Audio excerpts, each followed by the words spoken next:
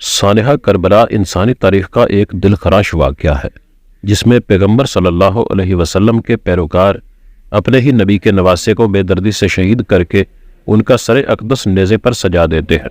11 محرم کو عمر بن سعد اپنے ان ساتھیوں کو دفنا دیتا ہے کہ جو اہل بیت کے ہاتھوں قتل ہوئے تھے، اور سید زادوں اور اصحاب کے 72 جسد مبارک بے گور و کفن چھوڑ دیے جاتے ہیں۔ یزیدی لشکر امام عالی مقام اور ان کے 72 ساتھیوں کے سر مبارک آپس میں بانٹ لیتے ہیں، اور اہل بیت کی شہزادیوں کو قیدی بنا کر یہ قافلہ عمر بن سعد اور شمر لین کی نگرانی میں کوفہ کی جانب سفر شروع کر دیتا ہے۔ ادھر کوفہ کا گورنر عبید اللہ ابن زیاد اسیران کربلا اور شہداء کے سروں کو دیکھنے کے لیے بے تاب بیٹھا ہے اور پورے کوفہ کو دلہن کی طرح سجا دیتا ہے۔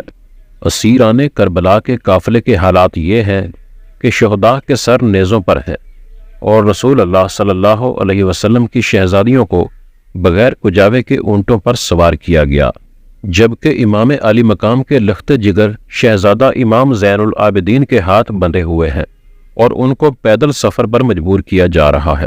اللہ اکبر! حضرت زین العابدین بیماری سے نڈھال ہیں اور تھوڑے سے سفر میں ہی تھک جاتے ہیں اور جگہ جگہ رک کر سانس لیتے ہیں، لیکن شمر ملعون کوڑا مارتا ہے اور چلتے رہنے کا حکم صادر کرتا ہے۔ ادھر دوسری طرف جہاں کربلا میں لاشیں بکھرے پڑے ہیں، 13 محرم کو وہاں قبیلہ بنو اسد کی عورتیں دریائے فرات سے پانی بھرنے آتی ہیں تو لاشیں دیکھ کر ان کی چیخیں نکل جاتی ہیں، اپنے مردوں کو بلا کر لاتی ہیں اور تمام جسد مبارک کو ایک گھڑ سوار شخص کی ہدایات کے مطابق دفنا دیا جاتا ہے۔ اسیران کربلا کا قافلہ کوفہ کی جانب رواں دواں ہے۔ یزیدی سپاہیوں نے سستانے کے لیے قافلے کو راستے میں روکا۔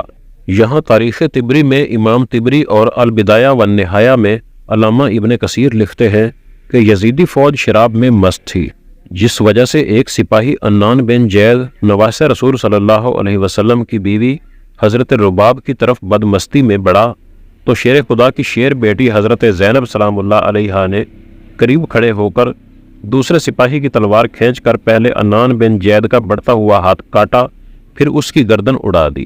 اس واقعے کے بعد کافی دیر تک لشکر میں خاموشی چھائی رہی۔ پھر حضرت زینب نے وہاں پر اہل بیت کی عظمت کے بارے میں خطبہ ارشاد فرمایا۔ امام طبری روایت کرتے ہیں کہ ابن سعد نے خولی کے ہاتھ میں امام عالی مقام کا سر اقدس ابن زیاد کے دربار بھیجا۔ خولی جب کوفہ پہنچا تو رات کا وقت تھا، اس لیے وہ سر مبارک کو گھر لے گیا اور ایک برتن میں ڈھانپ دیا۔ سر مبارک کو دیکھ کر اس کی بیوی نوار سخت ناراض ہوئی کہ یہ تم نے کیا ظلم کر دیا۔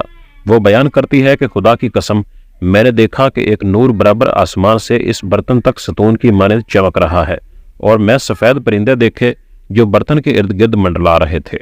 چنانچہ 12 محرم کو اسیران کربلا اور نواسہ رسول کے سر مبارک کو ابن زیاد کے دربار میں پیش کیا گیا۔ شیر خدا کی شیر بیٹی حضرت زینب اور ابن زیاد کے درمیان سخت گفتگو ہوئی۔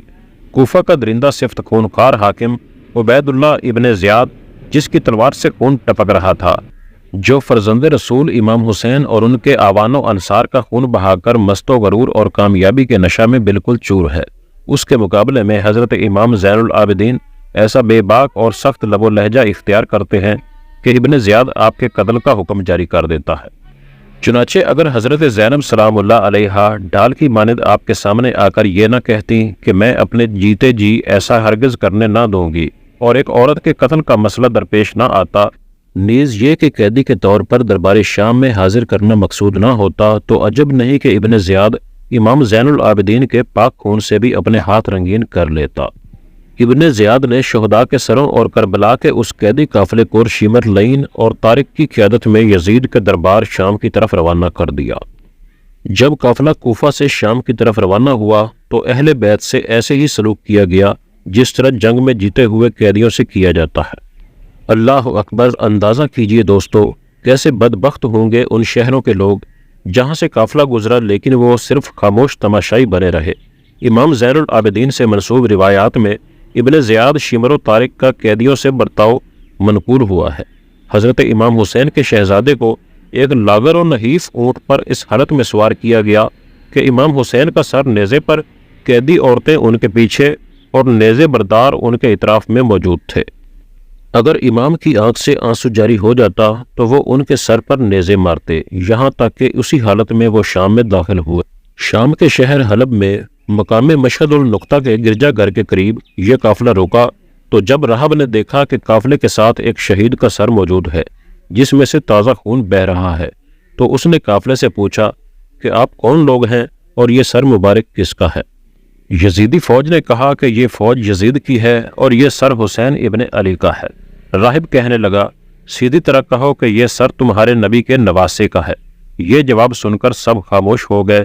جب راہب نے دیکھا کہ یہ کسی معمولی انسان کا سر نہیں ہے تو اس نے شمر اور طارق کو بیش بہا قیمتی تحائف اور سونے کے سکے دے کر کہا کہ آج رات یہاں ہی رک جاؤ اور ایک رات کے لیے یہ سر مجھے دے دو۔ لالچی سپاہی فوراً تیار ہو گئے۔ راہب ساری رات سر مبارک کی کرامات دیکھتا رہا اور صبح کلمہ پڑھ کر مسلمان ہو گیا۔ روایات کے مطابق ظلم و جبر سہتے یہ اہل بیت اطہار کا قافلہ پہلی سفر کو شام میں داخل ہوا۔ یزید کے حکم کے مطابق شہر کو ایسے ہی سجایا گیا تھا جیسے کسی جیتی ہوئی فوج کے کمانڈر کے استقبال کے لیے سجایا جاتا ہے۔ شہر میں داخل ہونے کے بعد اسیران کربلا کو جامع مسجد کے چبوترے پر بٹھایا گیا۔ یزید کے حکم کے مطابق محل کو سجایا گیا اور تمام بزرگان شام کو محل میں مدعو کیا گیا۔ پھر حکم ہوا کہ اب اسیران کربلا کو حاضر کیا جائے۔ ایک سونے کے تشت میں حضرت امام حسین کے سر مبارک کو یزید کے سامنے پیش کیا گیا۔ یزید نے اپنے ہاتھ میں موجود چھڑی کے ساتھ نواسہ رسول کے ہونٹوں اور دانتوں کی بے حرمتی کی۔ دربار میں موجود مروان بن حکم کے بھائی یحییٰ بن حکم اور صحابی رسول صلی اللہ علیہ وسلم ابو برزہ اسلمی نے جب یزید کی ان حرکتوں پر اعتراض کیا تو یزید نے ان دونوں کو ذلیل و خوار کر کے اپنے دربار سے نکال دیا۔ علامہ امام ابن حجر مکی شافی روایت نقل فرماتے ہیں کہ جب یزید نے حضرت امام حسین کے سر مبارک کے ساتھ بے ادبی کی تو اس وقت یزید کے دربار میں ایک عیسائی بھی موجود تھا۔ اس نے بہت متعجب ہو کر کہا کہ ہمارے یہاں ایک جزیرہ کے گرجا گھر میں حضرت عیسیٰ علیہ السلام کے گدھے کے کھر کا نشان ابھی تک محفوظ ہے۔ ہم لوگ ہر سال ہدیے اور نذرانے لے کر اس کی زیارت کو جاتے ہیں اور اس کی اس طرح تعظیم کرتے ہیں جس طرح تم لوگ اپنے کعبے کی کرتے ہو۔ بلا شبہ تم لوگ جھوٹے اور بےہودہ ہو۔ اسی طرح اس وقت ایک ذی یہودی بھی موجود تھا۔ اس نے کہا کہ میرے اور میرے پیغمبر حضرت داؤد علیہ السلام کے درمیان 70 پشتیں گزر چکی ہیں، لیکن اب تک یہودی میری تعظیم و تکریم کرتے ہیں، اور تم نے اپنے نبی کے فرزند کو اس طرح بے دریغ قتل کر دیا۔ صحابی رسول حضرت نعمان بن بشیر جو حضرت مسلم بن عقیل کے ساتھ کوفہ میں سختی نہ کرنے کے سبب بحکم یزید گورنر سے معزول کر دیے گئے تھے، یزید نے انہیں اہل بیت نبوت کا ہمدرد سمجھ کر بلوایا اور کہا کہ حسین کے اہل و عیال کو مدینہ پہنچانے کا انتظام کرو۔ حضرت نعمان بن بشیر کے ہمراہ 30 آدمیوں کا حفاظتی دستہ کیا گیا۔ وہ اہل بیت کو لے کر مدینہ منورہ کے لیے روانہ ہوئے اور راستے میں نہایت تعظیم و تکریم سے پیش آئے۔ مدینہ منورہ کے لوگوں کو واقعہ کربلا کی خبر پہلے ہی پہنچ چکی تھی۔ جب یہ لٹا ہوا قافلہ شہر میں داخل ہوا تو ایک کوہرام مچ گیا۔ قیامت سے پہلے قیامت آ گئی۔ وفور غم اور جذبہ بے خودی میں اہل مدینہ اپنے گھروں سے روتے ہوئے نکل پڑے۔ قافلہ سیدھا نبی کریم صلی اللہ علیہ وسلم کے روضہ اقدس پر حاضر ہوا۔ حضرت زین العابدین کی نظر جیسے ہی روضہ اطہر پر پڑی تو آپ بے اختیار رو پڑے اور صرف اتنا ہی کہہ سکے، یا رسول اللہ، اپنے نواسے کا سلام قبول فرمائیے۔ بس اس کے بعد مدینہ میں ایک نہ تھمنے والا آنسوؤں کا سیلاب آ گیا۔